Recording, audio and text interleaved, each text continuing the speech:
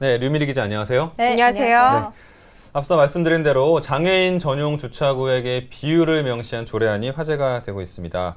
사실 장애인 주차구역에 주차하는 분들이 많아서 그동안 문제가 꾸준히 제기됐었잖아요. 네, 그렇습니다. 멀쩡한 운전자가 장애인 주차 구역에서 주차를 하고 나오는 모습 심심치 않게 보셨을 겁니다. 서울시 장애인 주차장 불법 주차 적발 건수는 매년 증가하고 있는데요. 2012년 7천여 건에서 지난해는 2만 2천 건이 넘었고요. 네. 올해도 이 8월까지 집계한 결과 벌써 2만여 건이 넘었습니다. 이 때문에 장애인들의 주차 공간은 점점 줄어들고 있는 실정이죠. 이런 사정을 누구보다도 잘 아는 지체장애 2급 서울시 의원이 장애인 전용 주차 공간의 비율을 명문화하는 조례를 발의했습니다. 노상 주차장이나 공영 노회 주차장에 장애인 주차 구역을 일정 비율 이상 반드시 확보해야 된다는 내용을 포함하고 있죠. 네, 장애인 주차장에는 장애인만 주차할 수 있는 곳인데 그러지 말아야 할 것을 계속해서 문제가 일어나고 있네요. 자, 그동안 주차할 곳이 마땅치 않아서 장애인들은 이 애로사항이 많았을 것 같은데요. 서울을 기준으로 봤을 때 그렇다면 장애인 운전자의 수는 얼마나 될까요? 네, 이달 말 기준으로요. 서울에는 약 40만 6천 명의 장애인 운전자가 등록이 돼 있습니다. 그중에서 약 25만 명에게 이 장애인 자동차 주차 가능 표지를 발급한 상태인데요. 네. 그러나 장애인들이 길을 다니다가 마음 편히 주차를 하기란 사실상 쉽지 않았던 상황입니다. 특히 노회 주차장 같은 경우는요, 사설 시설인 경우가 많아가지고 주인 마음대로 관리하는 실정이었고, 네. 또 상위법이 있지만 잘 지켜지지 않고 시나 자치구에서 단속조차도 제대로 이루어지지 않고 있었던 겁니다.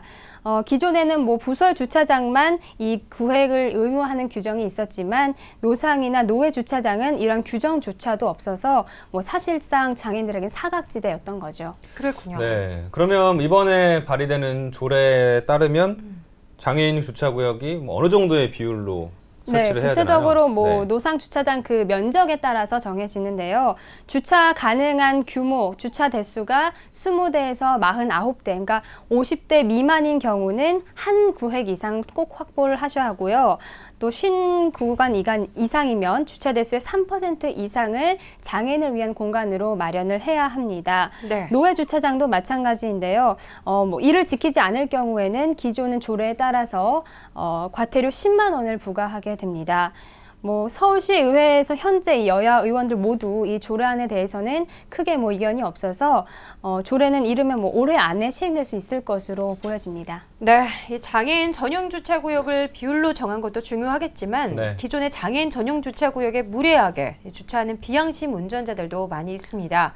이번 조례를 계기로 장애인 운전자들의 불편이 조금이나마 줄어들었으면 좋겠습니다. 네, 우리가 거기에 차를 못 대서 느끼는 불편함보다 아마 장애인 여러분들이 정해진 구역에 차를 못 대서 느끼는 불편함이 훨씬 더 크실 클 겁니다. 거예요. 예, 네. 이런 거 생각하시면서 장애인 주차구역에는 좀 비워두는 걸로 좀 이렇게 생각을 해주셨으면 좋겠습니다. 네. 다음 소식입니다. 서울시가 서울역 고가 공원화 사업 추진을 위해서 이달 말 차량 통제를 예고했습니다. 문화재청에 재심의를 요청했다고요? 네, 그렇습니다. 서울시는 다음 달부터 이 서울역 고가 일부 시설을 철거하겠다고 발표한 바가 있습니다. 서울역 고가 사업을 진행을 하려면 일단 문화재청의 허가 심의를 받아야 하는데요. 문화재 현상 변경 심의를 거쳐야 합니다. 고가 일부 구간이 사적인 옛 서울역사 경관지구에 속했기 때문입니다. 네. 서울시는 올해 7월과 9월에도 문화재청에 허가 요청을 보낸 사실이 있는데요. 7월에는 부결이 됐고 9월에는 보류가 됐기 때문에 이번에 재심의를 요청한 상태입니다. 네, 그러니까 두 번이나 공문을 보냈는데도 다시 심의를 요청했다. 그럼 뭔가 그동안의 요건이 좀 충족되지 못했나 봐요. 네, 그렇죠. 일단은 위원회에서는 바닥판을 철거했으면은 구체적으로 어떻게 보강을 할 건지 계획을 내놔라 이렇게 요구를 했는데요. 서울시는 옛 서울 역사를 가리지 않도록 최대한 어떻게 보강을 하는 대책과 또 공사 중에 발생할 수 있는 여러 가지 안전 문제에 대해서 보강하는 그 대책을 추가로 마련을 해서 세 번째로 심의를 요청한 상태입니다. 네. 이와 관련해서 서울시 관계자는 바닥판 철거라든지 구조물 보수라든지 보강과 같은 부분 또 서울역 광장과 시설을 연결하는 부분에 있어서 문화재청과 협의가 불가피하다라고 판단을 해서 실무 단계에서 지속적으로 지금 논의를 하고 있는 단계라고 합니다. 네. 이 서울역 고가 사업 얘기가 나와서 말인데요. 네. 이슈가 또 하나 있잖아요. 버스 노선 관련된 얘기인 것 같은데. 그렇죠. 서울시가 예정대로 사업을 완공하겠다 뭐 이렇게 입장을 밝혔어요. 네, 그렇습니다. 서울시는 내년 예산안을 발표하면서 29일부터 고가 통행을 통제해서 예정대로 사업을 완공하겠다는 계획을 밝혔습니다. 이와 관련해서 국토교통부는 서울역 고가 공원화 사업을 위해서 서울시가 낸 그 노선 변경 승인안을 29일 전에 결정을 하겠다고 밝혔는데요. 네. 국토부가 이것을 승인을 하려면 일단은 경찰의 심의를 또 거쳐야 합니다. 그래서 서울지방경찰청은 서울시의 이런 요청을 교통체계를 개선을 상정해달라는 요청을 2차례나 보류를 했지만 국토부 장관의 승인을 받으면 상정을 하겠다라는 입장인 것으로 전해졌습니다. 일단은 서울역 고가 자체가 안전 등급에서 최하점을 받았기 때문에 공원화 사업과는 별개로 생각을 하더라도 일단 차량 통제는 연내 꼭 이루어져야 한다라는 방침을 확고히 하고 이달 29일 0시부터 통제한다고 밝혔습니다. 네. 네. 도로 폐쇄 날짜는 다가오는데 교통대책은 나오지 않고 있어서 큰 혼란이 예상되기는 합니다만 아무쪼록 시민들의 불편이 최소화되는 방향으로 추진될 수 있기를 기대해 보겠습니다. 네, 그것도 단기간이 아닌 멀리 봐서 장기간으로 불편이 좀 없었으면 좋겠습니다. 네. 자, 다음 소식입니다. 2016년 대학 수학 능력 시험이 이제 정말 내일입니다. 그러네요. 정말 하루 앞으로 다가왔는데요. 네. 내일만을 위해서 지난 몇 년간 준비한 수험생들이 아마 지금 제일 긴장이 될 것 같습니다. 예, 수험생들을 위해서 유의해야 할 사항들 정리 좀 해주시죠. 네, 그렇습니다. 일단은 당장 내일이니까 아무래도 초조한 마음이 가장 앞설 텐데요. 제가 다 떨리네요. 네. 그렇죠. 네. 일단 고사장 입시를 위해서 반드시 일찍 일어나야 된다고 생각을 합니다. 고사장 입실 완료 시간은 내일 아침 8시 10분까지입니다. 이 시간까지는 교문을 반드시 통과를 하셔야 되는데요. 일단 지각을 하지 않는 게 가장 중요하겠죠. 아침에 눈을 떴는데 지각이 걱정된다. 생각보다 좀 늦게 일어났다. 네. 그러면은 경찰차라든지 소방본부의 도움을 받을 수 있습니다. 또 경찰 민원 콜센터라고 해서 내가 어떻게 조치를 해야 될지 모르겠다.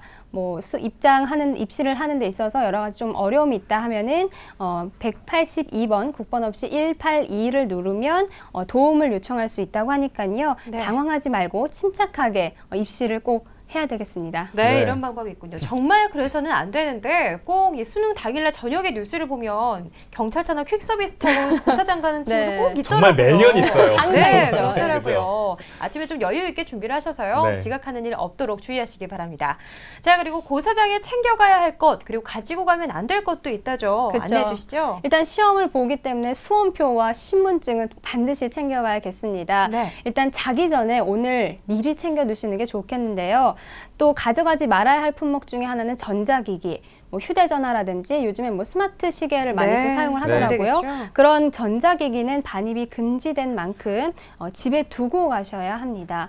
또 개인 필기구를 사용하겠다 하는 분들은 흑색 연필과 컴퓨터용 사인펜만 허용이 되기 때문에 이 점 꼭 유의하셔야겠습니다. 네. 네, 정말 매년 이 시기에 항상 얘기하는 똑같은 얘기인데 네, 맞습니다. 이걸 못 지키는 긴장한 수험생들이 꽤 많은 것 네, 같아요. 맞습니다. 예, 이제 무사히 시험장의 정문을 통과했으면 이제 고사장에 도착해서 네. 유의해야 될 게 또 어떤 게 있을까요? 네, 일단은 고사장에 늦지 않게 도착했다라고 하면은 1단계 성공을 했다고 보면 될 텐데요. 네. 도착을 했는데 너무 당황한 나머지 수험표가 없다. 아이고. 깜빡했다. 이런 경우가 발생할 수도 있습니다. 네, 네. 그런 경우는 당황하지 마시고 응시 원서에 부착했던 사진과 같은 사진 한 장을 가지고 그 시험장 관리본부로 가셔서 재발급을 받으시면 됩니다. 이 수험표 재발급은 당일 오전 8시까지만 이루어지니까요. 좀 입시를 미리미리 여유 있게 하셔서 이런 일이 없도록 좀 조치를 단단히 취하셔야겠습니다. 또 만약에 전자기기를 가져갔다, 불가피하게 사용해야 할 일이 있어서 지참을 했다 하시면 네. 감독관한테 미리 제출을 하고 아. 네, 그렇게 맡기시면은 그 이후에 불이익을 좀 받으시는 일이 있겠는데요. 네. 지난해 같은 경우는 이걸 어겨가지고 그 무효 처리가 된 수험생이 100명이 넘었다고 아이고, 많이 합니다. 나왔네요. 그러니까 무슨 일이 생기면은 일단은 당황하지 마시고 감독관과 상의를 하거나 아니면 고사본부에 가셔서 문의를 하시는 편이 좋겠습니다.